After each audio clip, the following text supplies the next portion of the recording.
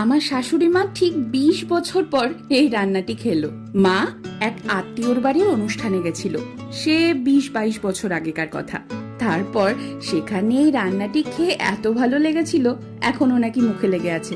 তো মুখে লেগে আছে, তাহলে এতদিন কেন খাওনি বাপু?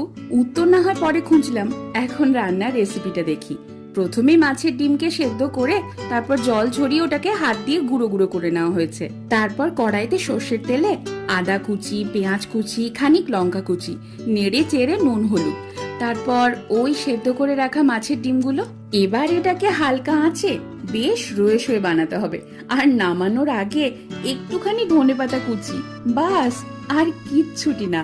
মাছের ডিমের বড়া হোক বা মাছের ডিমের টক, কমন রান্না, আমরা অনেকেই অনেকবার খেয়েছি। কিন্তু এইভাবে মাছের ডিমের ঝুড়ো গরম ভাতে কিভাবে যে জমছে না, ট্রাই করো কিন্তু।